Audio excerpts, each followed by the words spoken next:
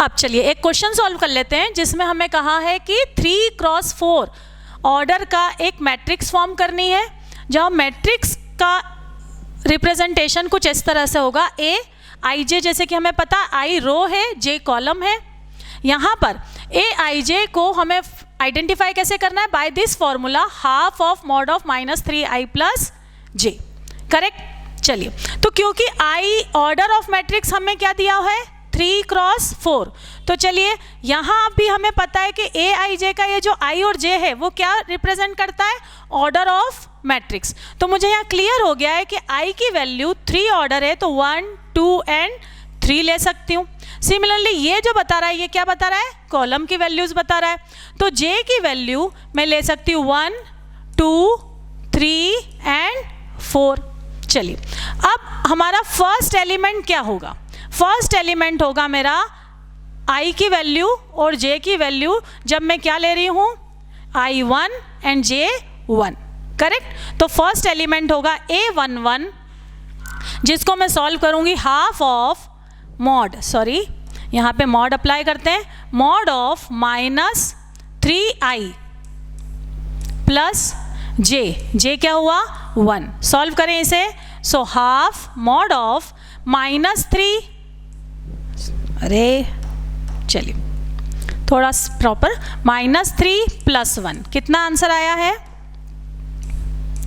-2, क्योंकि मॉड है बच्चों, तो मॉड के से बाहर निकलकर हर वैल्यू क्या हो जाएगी, हर वैल्यू हो जाएगी हमारी positive. So 1/2 multiplied by 2 that is equals to 1। ये मेरा कौन सा एलिमेंट है, A11। सिमिलरली अब मैं क्या करूँगी, I = 1, J = 2 लूँगी, तो एलिमेंट बनेगा मेरा A12, कैसे बनेगा, half of -3 multiplied by I1 है, बस J क्या है 2। चलिए, तो ये हो जाएगा हाफ ऑफ -3 + 2, कितना आया -1, सो -2 मॉड से निकल के -1 1 हो जाएगा, वैल्यू आ जाएगी 1/2। सिमिलरली अगर और आगे प्रोसीड करें तो I की वैल्यू लेना है हमें 1, J की वैल्यू लेना है 3, सो हमारा एलिमेंट जो डेवलप होगा वो होगा A13। A13 = 1/2 -3 1 + 3, मॉड के अंदर -3 + 3 हो जाएगा 0, तो आंसर आ गया मेरा 0। नेक्स्ट, बोर्ड अप नहीं हो सकता है, चलिए आगे चलते हैं। A14 I = 1, J = 4, तो A14 = हाफ ऑफ -3 + 4, यह आ जाएगा +1, सो वैल्यू आएगी 1, तो आंसर आ गया हमारा हाफ। ठीक है, इसी तरह से आपको जिस तरह से A11, A12, A13 और A4, तो हमारी ये फर्स्ट रो रेडी हुई बेटा, क्योंकि फर्स्ट एलिमेंट हमारा क्या है 1, ठीक है, तो ये फर्स्ट रो रेडी हुई है। फर्स्ट रो के बाद अब हम सॉल्व करेंगे नेक्स्ट, तो I = इस बार हमें 2 लेना है, J = 1, तो फिर से हमारा एलिमेंट बन जाएगा A21। A21 की वैल्यू होगी half of mod -3 multiplied by 2 minus क्या था J कितनी है वैल्यू हमारी 1। चलिए, सो हाफ ऑफ -6 - 1 -7 हो गया, मॉड से निकलने के बाद ये वैल्यू हो जाएगी 7/2। आगे सॉल्व कर लीजिए, A22 हमारा डेवलप हो जाएगा -6 - 2, तो ये हो जाएगा 5/2। A23 हमारा डेवलप हो जाएगा, है ना, इसी ऑर्डर में हमें बार बार करना है, तो -6 - 3 तो ये हो जाएगा 3/2। A24 हो जाएगा हमारा, A24 हो जाएगा 6 - 4, ये तो गड़बड़ है।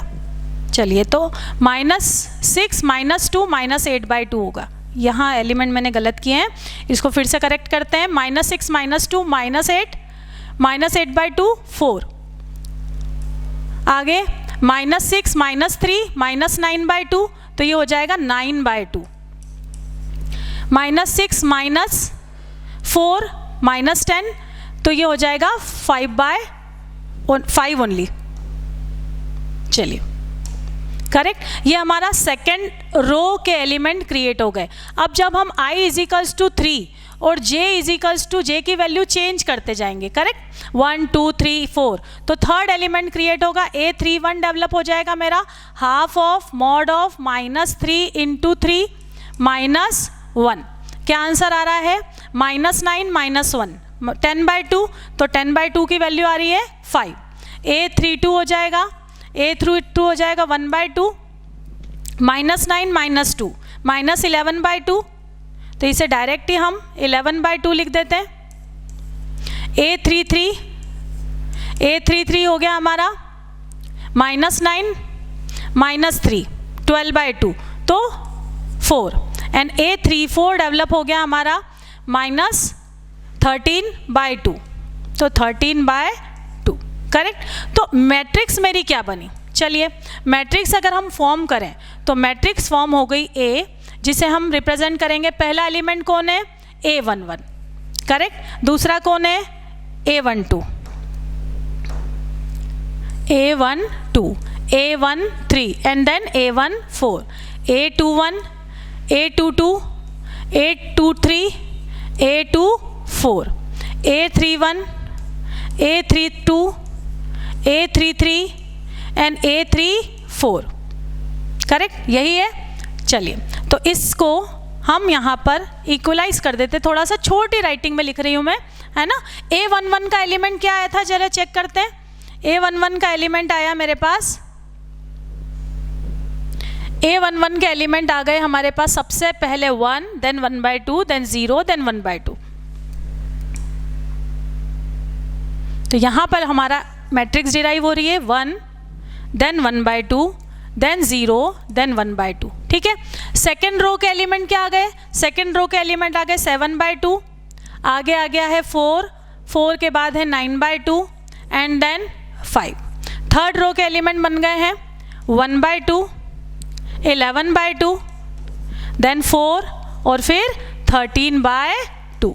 तो this way we have completed our matrix, ठीक है।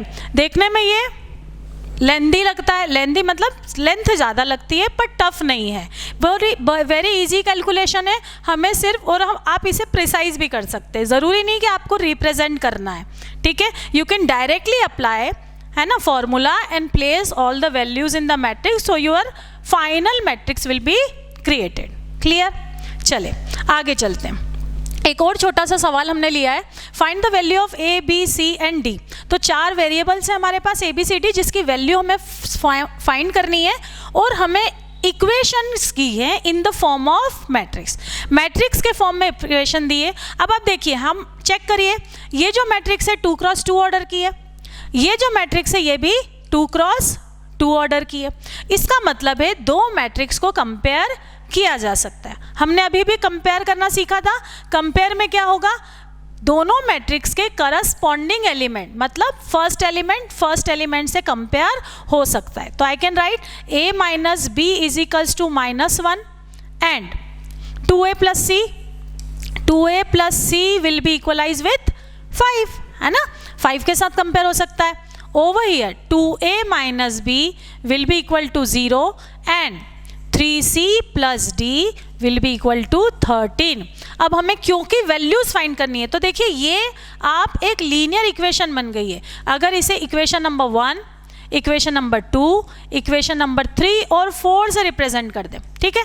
4 इक्वेशन है, आप ऑब्जर्व करो फर्स्ट और थर्ड दोनों में 2 अननोन वेरिएबल है A और B। तो अगर मैं यहाँ पर लिखूँ बाय 1 एंड 3, 1 एंड 3 है मेरी A minus B is equals to -1, और इक्वेशन नंबर 3 है 2A minus B is equals to 0, correct. तो दो लीनियर इक्वेशन को हम सॉल्व कर सकते हैं बाय एलिमिनेशन मेथड, जो कि हमने 10th में ऑलरेडी सीख ली है। एलिमिनेशन में अगर देखो तो B के वैल्यूज, है ना, B कोफिशिएंट जो है सेम है, साइन सेम है। अगर साइन सेम है तो हमें लिखना पड़ेगा बाय सब्ट्रैक्टिंग। तो सब्सट्रैक्ट अगर हम करेंगे तो साइन हमेशा ही चेंज हो जाएंगे, और यही हमारी सेकेंड इक्वेशन के फाइनल साइन है। तो आप देखिए -B और +B कैंसिल हो जाएगा, -1 फाइनली लिखेंगे -1, a और -2a, कितना हो जाएगा, -2a and a minus of a। तो यहाँ मेरी वैल्यू, फर्स्ट वैल्यू आ रही है a = 1। इसी में अगर मैं फर्स्ट इक्वेशन ले लूँ, अगर फर्स्ट इक्वेशन लूँ और उसे लिखूँ a - b is given as -1, a की वैल्यू हमारे पास ऑलरेडी आ चुकी है, तो b की वैल्यू डेवलप हो रही है, b विल बी 1 + 1, करेक्ट, तो हो जाएगी b की वैल्यू 2। a और b की वैल्यू दोनों आ चुकी है। अब अगर हम देखें, अगर सेकेंड इक्वेशन और थर्ड इक्वेशन को सॉल्व करें तो हम c और d की वैल्यू भी सिंपली सॉल्व कर सकते हैं, ठीक है। तो इस तरह से हम पूरे मैट्रिक्स को सॉल्व कर सकते हैं बाय कंपेयरिंग इट।